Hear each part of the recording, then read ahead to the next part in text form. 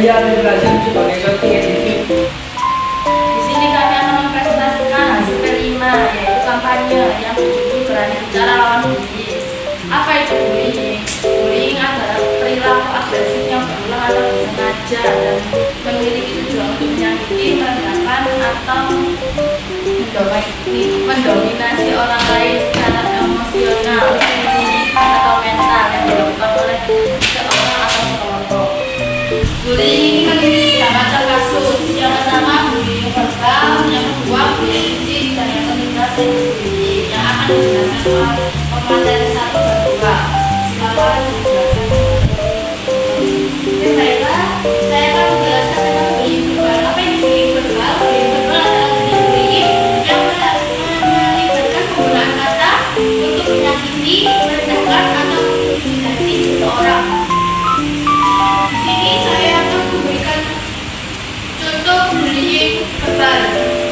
Pada suatu hari ada seorang anak di SMP yang bernama Budi. Dia memiliki cita-cita membaca di perpustakaan. Dia sering diejek dengan kata tubuh. Budi merasa tertekan dengan tindakan percaya diri sehingga dia mulai menghindar perpustakaan dan teman-temannya. Perilaku bullying verbal ini berdampak negatif pada Budi, membuatnya merasa minder dan susah berkonsentrasi di kelas. Teman-teman sekelasnya Budi yang membulinya karena teman-temannya merasa senang saat lihat Budi tersiksa. Permasalahan atau konflik dari dia akibat bullying verbal ini, Budi mengalami trauma psikologis. Dia kehilangan minat terhadap kegiatan yang disukainya. Ia juga mengalami kesulitan berkonsentrasi di kelas karena pikirannya dipenuhi dengan rasa takut dan cemas. Solusi dari permasalahan bullying ini, Budi bisa menceritakan apa yang ia alami kepada guru kelas, dan guru kelas lalu bertindak dengan cara menegur dan nasihati dengan jika masih berlanjut maka diberi sanksi. Sekian dari saya.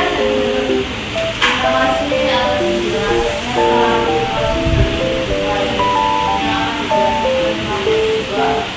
Terima kasih. Oke, sebelum masuk ke kasusnya, saya akan menjelaskan apa itu bullying fisik. Bullying fisik adalah tindakan intimidasi atau kekerasan yang dilakukan secara langsung ke tubuh seseorang yang bertujuan untuk menyakiti dan menyebabkan luka secara fisik. Sekarang kita akan masuk ke kasusnya. Seorang siswa bernama Skala sering menjadi korban bullying fisik di sekolahnya. Pelaku bullyingnya adalah teman sekelasnya sendiri, yaitu Bagas dan kelompoknya. Bagas dan kelompoknya sering sekali memukul dan menendang Skala tanpa alasan yang jelas. Mereka juga sering merampas barang-barang milik Skala seperti tas dan buku. Skala tidak berani melakukan kejadian tersebut kepada guru atau orang tuanya karena takut akan balas dendam dari para pelaku. Kondisi ini membuat Skala merasa tertekan, cemas, dan takut untuk pergi ke sekolah. Nah, kasus ini memiliki alasan. Apa sih alasan Skala dibully? Alasan Skala dibully karena Bagas dan kelompoknya merasa kalau Skala mudah untuk disakiti dan lemah, dan juga mereka senang melihat Skala menderita. Nah, selain itu kasus ini juga memiliki dampak buruk bagi Skala. Skala akan mengalami trauma psikologis dan juga merasa takut untuk berbicara dengan orang lain. Dan dia juga mengalami trauma fisik seperti mumet dan nyeri di tubuhnya. Kasus juga memiliki solusi untuk menyelesaikannya.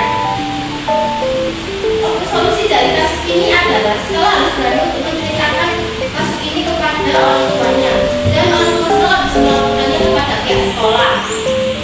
Pihak sekolah akan meminta keterangan dari Bagas dan kelompoknya. Setelah itu mereka akan diberi sanksi seperti skorsing ataupun mengeluarkan mereka dari sekolah, dan juga bisa rehabilitas atau konseling yang diikuti. Sekian dari saya kembalikan ke moderator. Terima kasih atas penjelasannya.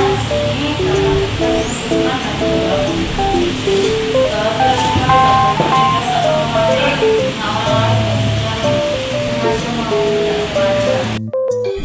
kita harap semoga di sekolah jika ini tidak ada yang menjadi korban atau pelaku dari gurunya.